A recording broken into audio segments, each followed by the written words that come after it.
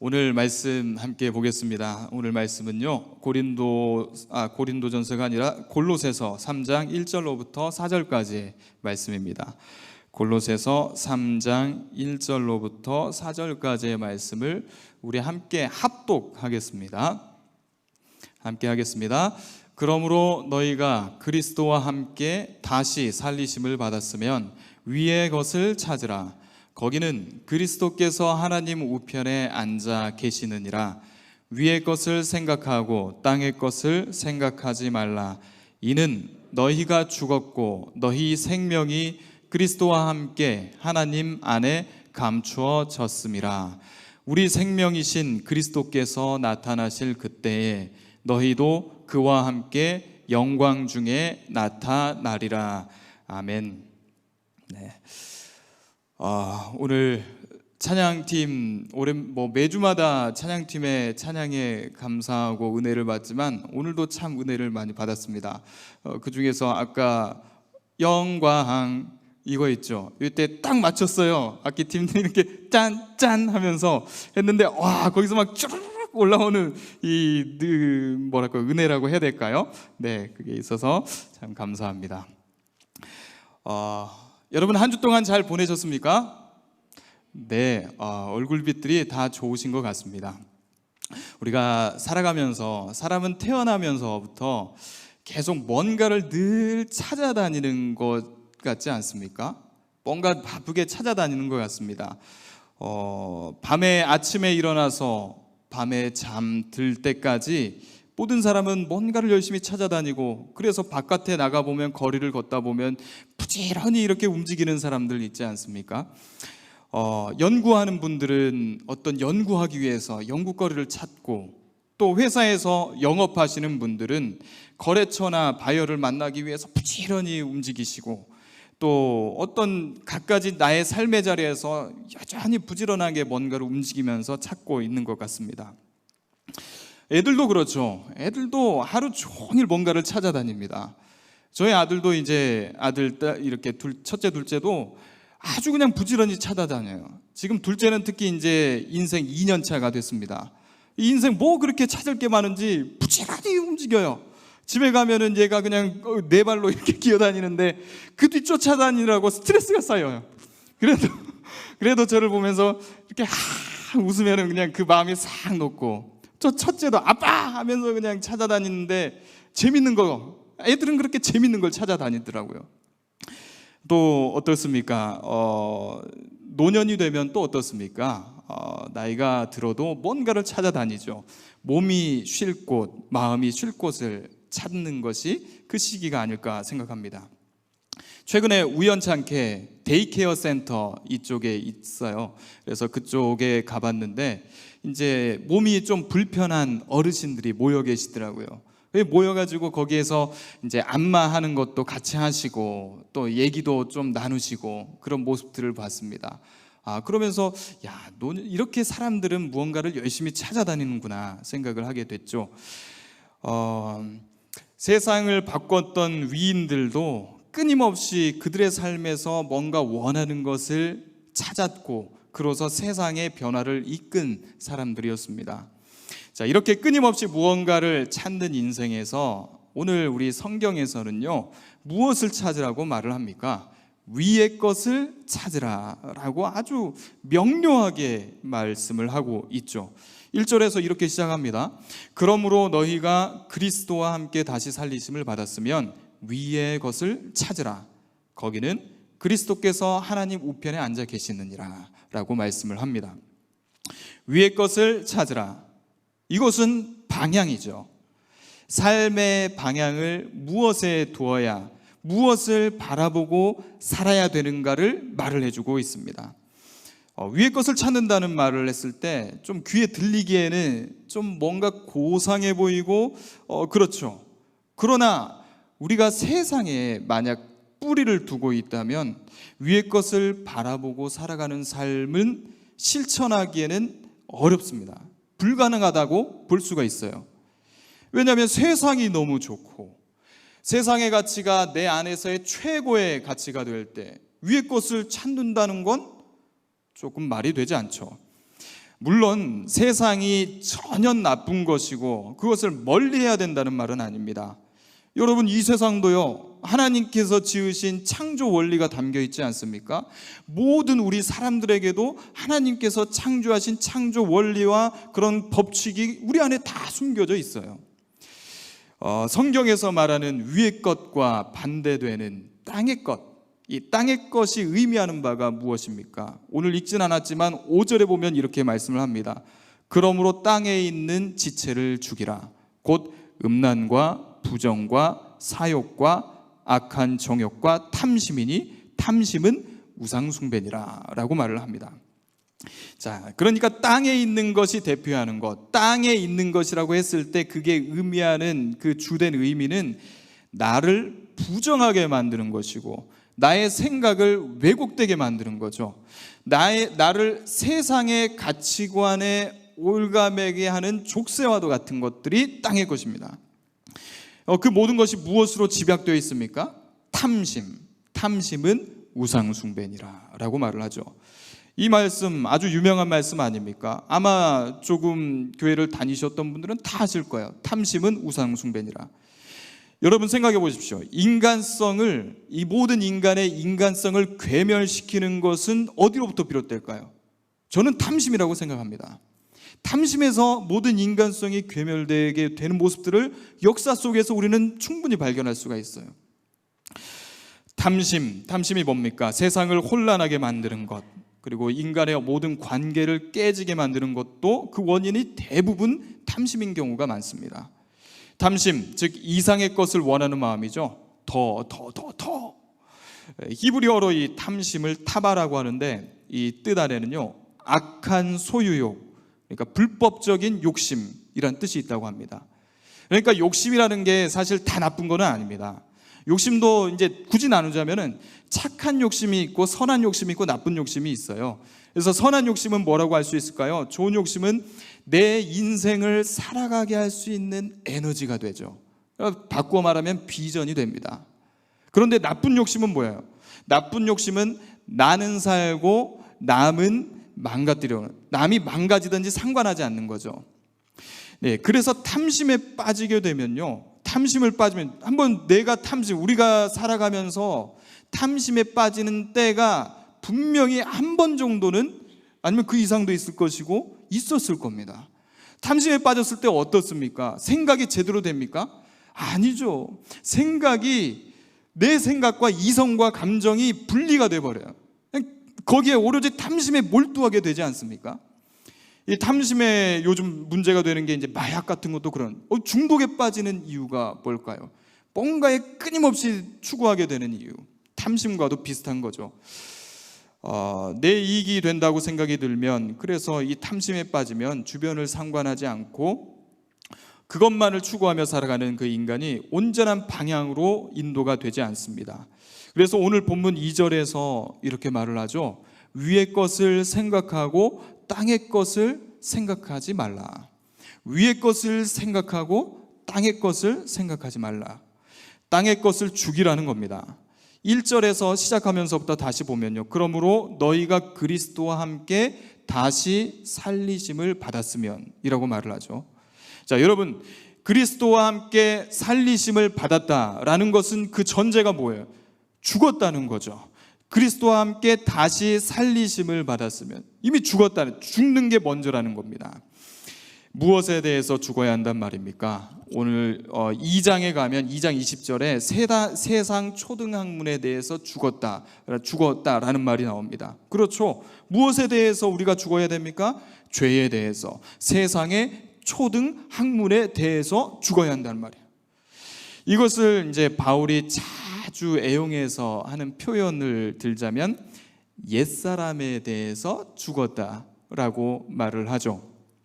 로마서에서 그가 이렇게 말을 합니다. 로마서 보면 이런 말씀이 있습니다. 우리가 알거니와 우리의 옛사람이 예수와 함께 십자가에 못 박힌 것은, 우리의 옛사람이 예수와 함께 십자가에 못 박힌 것은 죄의 몸이 죽어 다시는 우리가 죄에게 종노릇 하지 아니하려 함이니라고 말을 합니다. 나의 옛사람이 십자가에 죽었다, 죄의 몸이 죽었다는 거죠. 오늘 3장 골로새서 3장 9절에서 10절 말씀도 보면 이렇게 말을 합니다. 너희가 서로 거짓말을 하지 말라. 옛사람과 그 행위를 벗어버리고 새 사람을 입었으니 이는 자기를 창조하신 이의 형상을 따라 지시게까지 새롭게 하심을 입은 자니라 라고 말을 합니다. 옛사람을 벗고 옛 모습을 벗고 새 사람을 입었다는 거죠. 이게 이제 사자성어로 하면 환골탈태죠. 뼈를 바꾸고 내가 태어난 태를 바꾼다는 뜻 아닙니까? 믿음을 갖게 되는 것이요, 이런 환골탈태적인 변화를 말하는 것이죠. 그렇다고 해서 우리가 물론 신선이 돼서 신비의 지경까지 간다라는 것은 아니잖아요. 이 땅에서 믿음이 내 마음에 심겨지게 되면 이런 놀라운 변화, 내 삶의 변화, 인생의 변화가 찾아온다는 겁니다. 이것을 이제 팀 켈러 목사님, 유명한 목사님이죠. 이 팀 켈러 목사님은 이걸 무엇라고 설명을 했냐면 관점의 변화라고 말씀을 하십니다. 삶의 관점이 변한다는 거예요. 삶의 관점이 변한다는 건 뭐죠?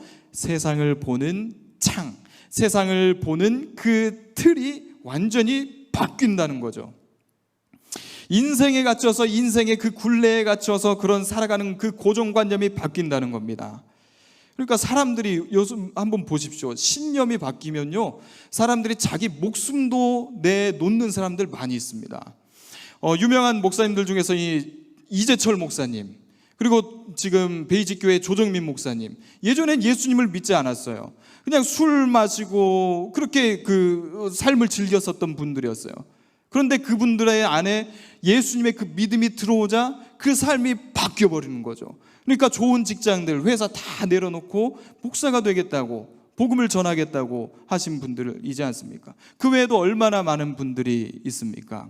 삶의 근본적인 변화, 바로 믿음이 들어오면 우리가 이런 모습이 변한다는 거죠. 즉, 이 믿음은 이 옛사람을 벗어버리고 새 사람으로 됐을 때 우리의 관점이 변하는 것, 그 관점이 변하는 것은 인생을 바라보는 시각이 변하게 만듭니다. 예술가들과 미술가들이 그분들은 보면요, 세상을 그냥 보지 않더라고요. 이렇게 하나의 프레임으로 보더라고요. 보면서 그냥 우리는 보면서 떨어질 때 저 같은 사람은 그냥 갈 때 거리가 있고 쓰레기가 있고 전선들이 있고 그렇게 보는데, 그분들은 보면은 이 떨어지는 잎사귀 하나, 나뭇가지에 달렸던 그 잎사귀만 봐도 그것을 새롭게 보는 거예요. 그래서 그거를 바꿔서 예술로서 승화를 하지 않습니까? 그런 거죠. 믿음이 내 안에 자리하게 되면 우리는 이렇듯 새 사람이 되는 거죠. 그래서 복음은 삶의 근본적인 변화를 가져왔고 우리가 그 근본적인 변화 속에서 살아가고 있습니다. 왜, 무엇 때문에 그렇게 되는 걸까요? 그리스도인들이, 우리가 살아가는 삶의 방식이, 우리가 살아가는 삶의 근거가 세상이 되는 것이 아니라 그리스도가 되기 때문입니다. 그리스도인이 삶에 살아가는, 우리가 살아가는 그 삶의 원칙은 나 자신에 두고 있지 않기 때문이죠. 철저하게 예수님의 말씀과 그분이 살아갔던 사람의 생애와 그분의 삶의 말씀에 근거하면서 우리가 나 자신의 삶을 바라보게 됩니다. 그래서 그리스도 안에 거하고 있다면 하나님을 인생의 최고의 가치로 여기면서 살아가게 되는 거죠. 그러니 우리의 이 십자가, 우리가 져야 되는 그 십자가에 무엇이 달려 있어야 되겠습니까? 나의 옛자, 내 것만을 추구하는 삶, 세상의 초등학문을 따르며 나의 욕심만을 채우려고 했었던 것들, 타인을 생각하지 않고 나만이 살아가려고 했던 이기적 본성이 달려 있어야 되는 것이죠. 위의 것을 찾으라, 위의 것을 생각하라. 왜요? 무엇 때문에요? 위에는 뭐가 있다고 말을 했습니까? 거기는 그리스도께서 하나님의 우편에 앉아 계시느니라. 그리스도께서 하나님 우편에 앉아 계신다라고 말을 합니다. 방금 우리가 처음에 예배 찬양 시작할 때 사도신경 외우셨죠? 사도신경에서 뭐라고 말씀했습니까? 이 말씀 담겨 있지 않습니까? 하늘에 오르시어 전능하신 아버지 하나님 우편에 앉아 계시다가, 베드로전서 3장 22절에서 이렇게 말을 합니다. 한번 보시죠. 그는 하늘에 오르사 하나님 우편에 계시니 천사들과 권세들과 능력들이 그에게 복종하느니라 라고 말을 합니다. 그러니까 여러분, 하나님 우편에 앉아 계신다라고 했을 때 이 하나님 우편은 특권과 권능을 의미하는 겁니다. 이걸 바꾸어 말하면요, 예수님의 임재가 온 우주에 펼쳐 있다는 것을 의미합니다. 지구가 아니에요. 이 좁다란 지구가 아니라 온 우주에 편만하게 하나님의 능력과 권능이, 그 특권이 펼쳐져 있다는 것을 말을 합니다. 골로새서 1장 15절에서 19절 말씀에 이런 말씀이 있습니다. 한번 들어보십시오. 그는 보이지 아니하는 하나님의 형상이시요 모든 피조물보다 먼저 나신 이시니 만물이 그에게서 창조되되 하늘과 땅에서 보이는 것들과 보이지 않는 것들과 혹은 왕권들이나 주권들이나 통치자들이나 권세들이나 만물이 다 그로 말미암고 그를 위하여 창조되었고 또한 그가 만물보다 먼저 계시고 만물이 그 안에서 함께 섰느니라 라고 말을 합니다. 그러니까 이 하나님의 우편은 이 세상 그 어떤 곳과도 비교할 수 없는 최고의 영광의 자리요 권능의 자리입니다. 하나님의 다스리심과 통치하심이 온 세계에 편만하다는 것이죠. 그래서 위의 것을 찾는 것은 이 인생, 이 세계, 내 삶을 다스리는 분이 하나님이시다 라고 고백하고 인정하는 것이 됩니다. 세상의 모든 역사가 하나님의 다스림의 그 손길 가운데 있구나 라고 인정하는 것이죠. 여러분, 우리가 세상에서 근심하고 걱정하는 것이 무엇 때문입니까? 이 인생을, 이 삶을 어찌하지 못하기 때문이 아닙니까?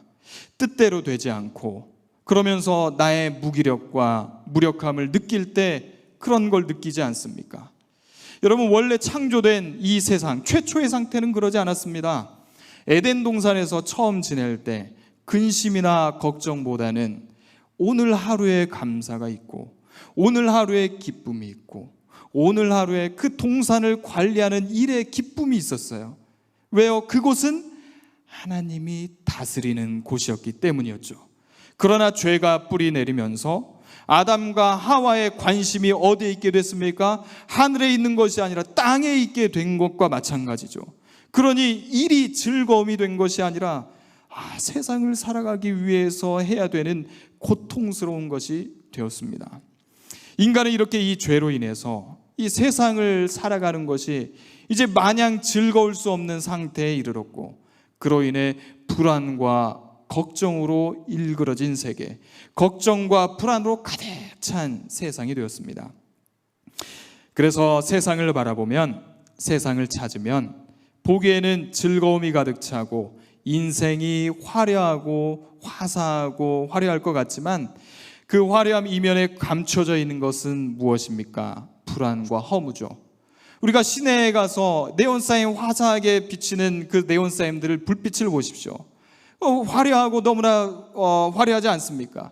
그러나 그 불빛의 건물 뒤에 가면 무엇이 있습니까? 거기서 쓰레기가 있고 어둡고 침침하지 않습니까? 그런 것이죠.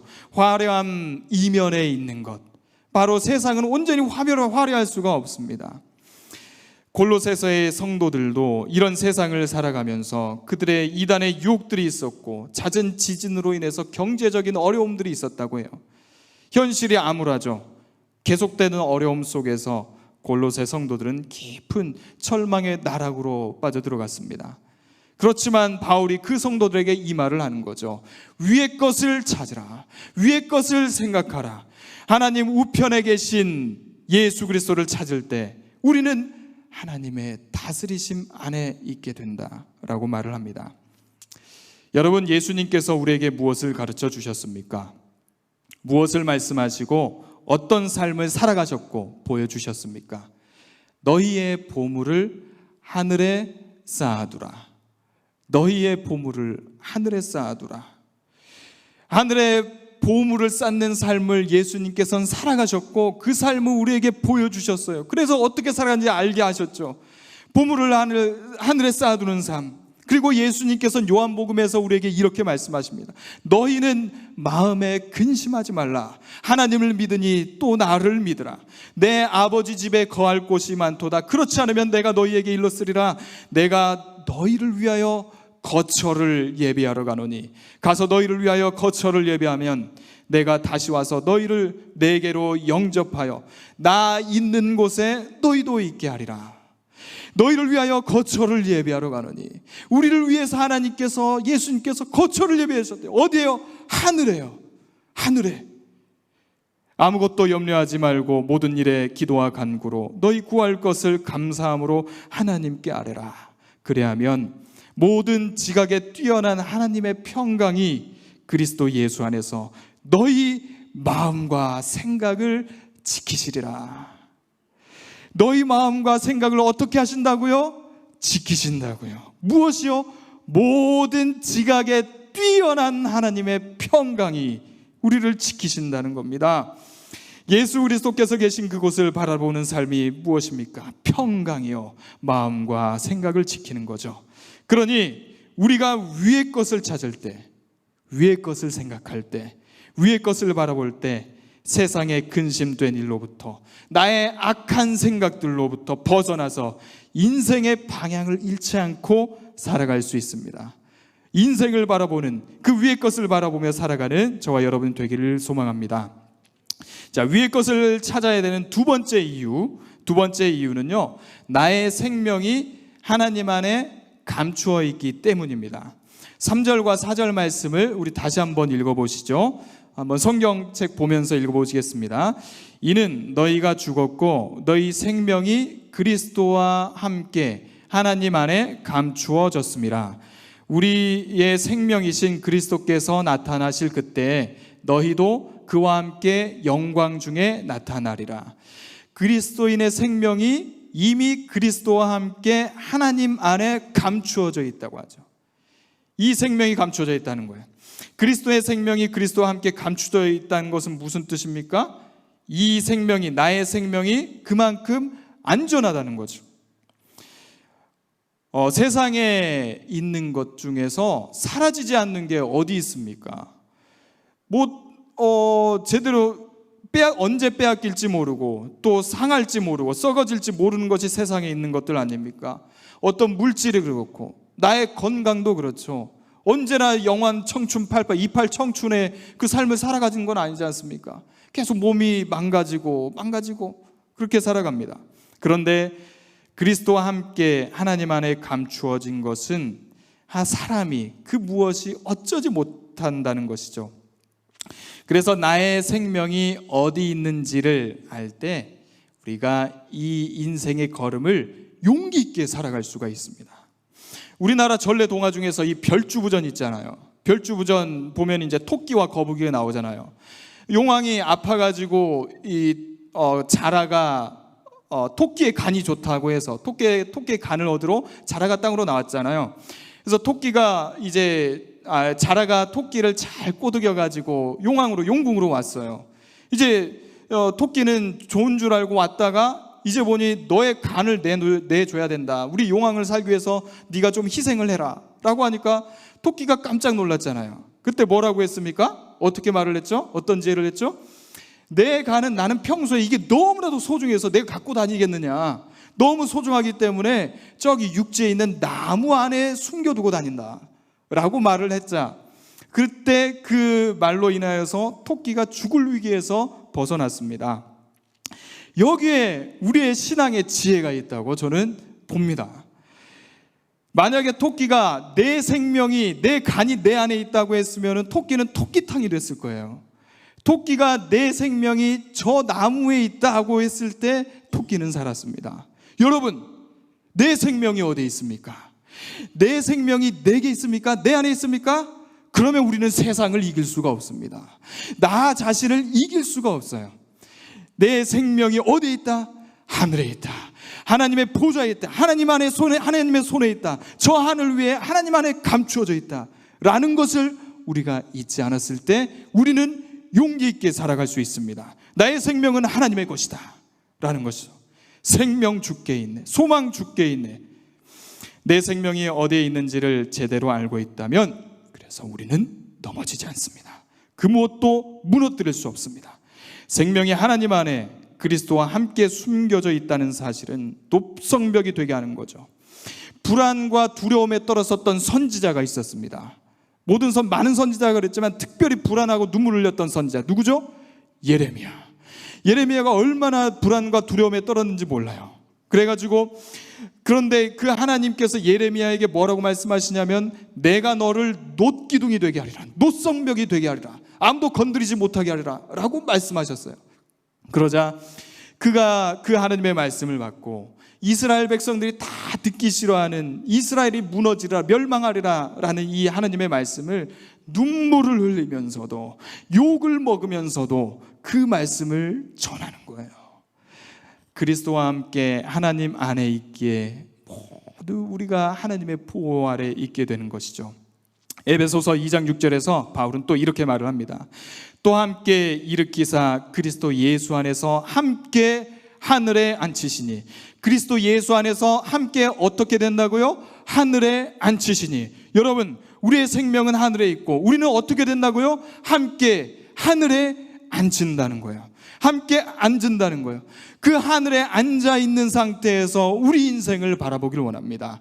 내 인생을 그 상태에서 살펴보고 바라보시기 바랍니다. 예전에 우리가 삶이 힘들 때 막 어렵고 일이 해결되지 않는 그런 어려움에 있었을 때 한번 등산을 가 보십시오. 그래서 북한산 정상에서 아니면 안 돼도 이 백년상 요 앞에 뒤에 가가지고 그 정상에서 한번 세상을 바라보십시오. 어떻습니까? 이 좁은 곳에서 내가 어떻게 살아가려고 그렇게 근심과 걱정으로 그 하루를 보냈구나. 이곳에서 이렇게 아웅다웅하며 살고 있구나 라는 마음이 들지 않습니까? 저는 들더라고요. 힘들 때 상정상에 가면 이렇게 좁은 게 세상인데 그런 마음이 듭니다. 우주에 대해서 알아보려고 예전에 보이저 1호, 2호가 지금 우주로 발사됐잖아요. 1977년도에 발사했습니다. 그래서 그게 쭉 수금지와 목토, 천해 이렇게 쭉 태양권에 있는 행성들을 다 살펴보고 관찰하면서 이제 2011년에 태양권을 벗어나는 그 시점에 이르게 된 거예요. 그러니까 그때 언제냐면 명왕성까지 가게 된 거죠. 명왕성에서 이제 성간 우주로 가게 되는 거예요. 성간 우주라는 것은 태양과 그리고 태양과 같은 별 사이에 있는 우주를 말을 합니다. 그 벗어나기 전에 이제 이 보이저 프로젝트를 했었던 칼 세이건 박사님이 있어요. 칼 세이건 박사님이 이 코스모스라는 유명한 책을 썼잖아요. 그 박사님이 그러면 마지막으로 이 기념인데 태양권 벗어날 때 우리 카메라를 지구 쪽으로 돌려서 한번 지구를 찍어보자 라고 했습니다. 그래서 찍은 사진이 이 사진입니다. 네, 뿅, 네, 네, 넘겨주십시오. 자, 이 사진입니다. 저기서 지구가 어디 있을까요? 네, 제가 친절하게 표시해 뒀습니다. 네, 여기 저 노란색 원 보이시죠? 네, 노란색 원에 보이면요, 여기서도 좀 보이는데 이 약간 뭔가 잘못 턱 찍어 놓은 듯한 그런 하얀 점이 있어요. 가운데 보이십니까? 네, 그 하얀 점이 뭘까요? 지구입니다.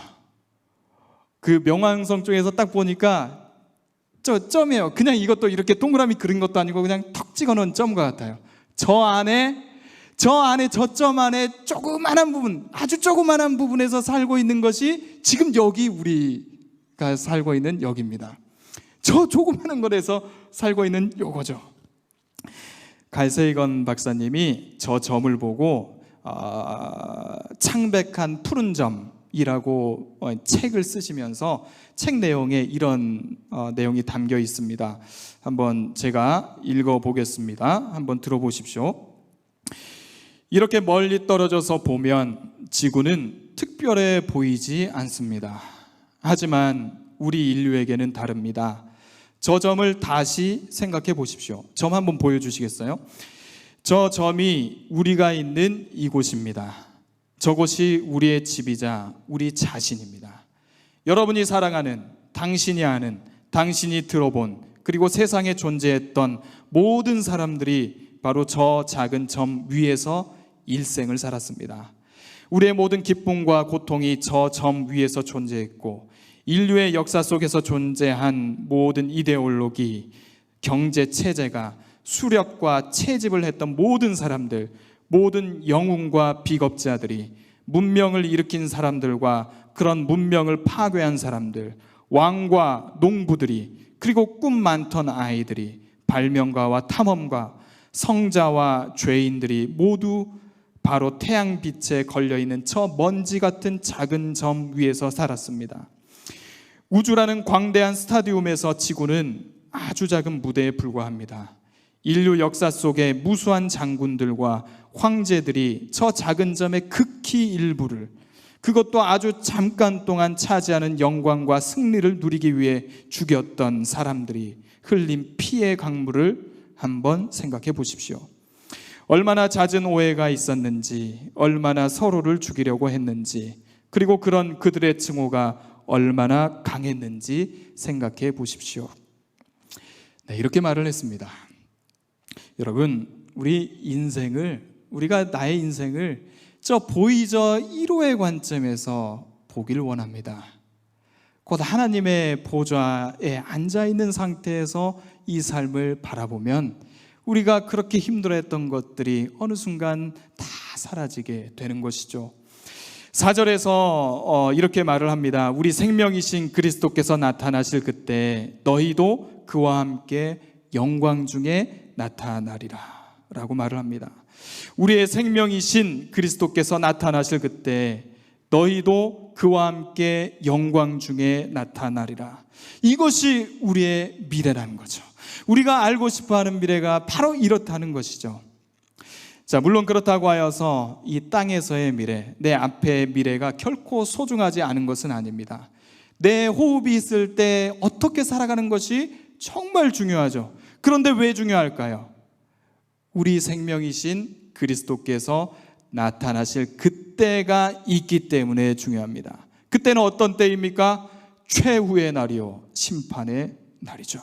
지금은 감추어져 있지만 그날에 모두 드러날 것입니다. 여러분, 그리스도인은 그리스도와 함께 살리심을 받은 존재들입니다. 그래서 예수님께서 부활하시는 날에, 그리스도께서 부활하시는 날에 그 아침에 나도 부활한 것과 마찬가지입니다. 그래서 내 삶의 의미도, 내 삶의 목적도, 내 삶의 가치관도, 내 행복도 다시 살아난 거예요. 다시 부활한 거죠.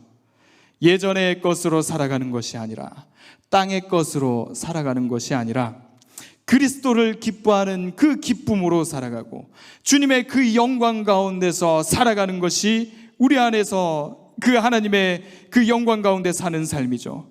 이는 내게 사는 것이 그리스도니 죽는 것도 유익함이라. 내가 그리스도와 함께 십자가에 못 박혔느니 그런즉 이제는 내가 산 것이 아니요 오직 내 안에 그리스도께서 사신 것이라. 내가 육체 가운데 사는 것은 나를 사랑하사 나를 위하여 자기 몸을 버리신 하나님의 아들을 믿는 믿음 안에서 사는 것이라. 나를 사랑하사 나를 위하여 자기 몸을 버리신 하나님의 아들을 믿는 믿음 안에서 사는 것이라. 이 말씀이 우리의 고백이 되길 원합니다. 여러분, 왜 우리는 위의 것을 찾아야 됩니까? 왜 우리는 하나님의 보좌 우편에 계신 예수님을 바라보며 살아야 됩니까? 그 내 모든 삶이, 우리는 옛삶을 벗어버리고 새 삶을 그리스도를 통해서 받았기 때문입니다. 나의 생명이 하나님께 있기 때문에, 하나님 안에 손 안에 있기 때문에, 그 손 안에 감춰져 있기 때문에 우리는 그 주님을 바라보며 살아가야 됩니다. 위의 것을 바라보며 살아가십시오. 위의 것을 바라보면서 그 위의 관점에서 나의 삶을 바라보고 인생을 바라보고 사람을 바라보는 저와 여러분이 되기를 소망합니다.